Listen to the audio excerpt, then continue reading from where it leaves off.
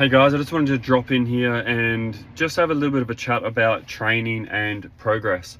So often when we start training, we come in because we are focused on one component of fitness. Maybe it's getting stronger, maybe it's getting fitter, maybe it's increasing mobility.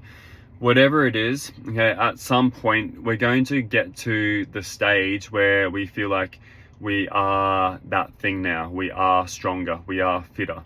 And it's normally at this point where we are starting to get diminishing returns. So what we mean by diminishing returns is the longer you've been training for consistently well, then the harder it is to keep making progress on something up to your genetic potential. Now, this isn't something that just happens in a 12-week period. This is, after years of training for most of us, of consistent training. So what do we do at this point? And it ties in with the theme of Progress Week, which we have next week here at the Wild Movement. Some of you that have been training for a longer time find it really hard to keep, beating your personal best. And that is normal, because you have been training for a longer time, you are getting closer and closer to your genetic potential. But it's not to say that you can't keep getting stronger.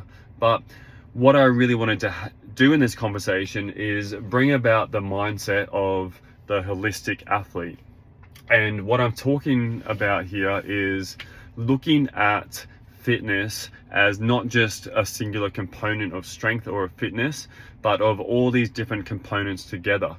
So looking at strength, looking at fitness, aerobic fitness, we could break that up further. Okay, we could break all of these up a lot further, but let's just keep it broad. So let's say strength, fitness, mobility. Okay, they're like the big ones, and then we can break off into smaller things.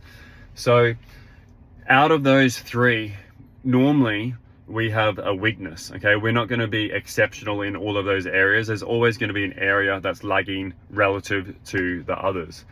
So if we zoom out and look at longevity, okay, most of us, or at least a lot of us, are here at the Wild Movement because we want to be doing what we love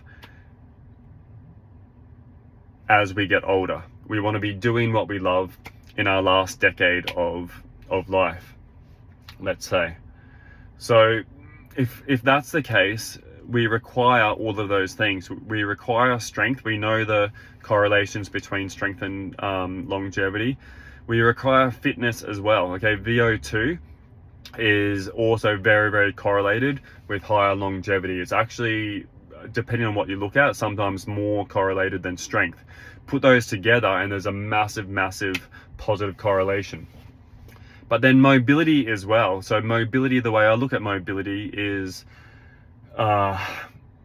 strength in all your end ranges, okay, which we can develop with strength training, but it's also moving freely through the activities that we want to be doing. And moving freely means without pain. So all of those components of fitness are important. So if you feel like now that you are as strong as can be, and with every sort of 12-week block or every year of strength training, the returns get smaller and smaller, what you could do is have a look at the other area of fitness. Often fitness is lacking in people that are really strong. And if we can focus on that weak point, then all of a sudden we can get the feeling of progress again. And they all tie into a healthier, stronger athlete, and someone that is more likely to be able to do what they want as they get older. So this is just a little bit of a spiel from me in terms of looking at what you're good at and thinking about looking at your weaknesses, because those weaknesses are the things that are normally stopping us from progressing, even with our strengths. So I hope that makes sense. Let me know what you think, and I'll see you soon.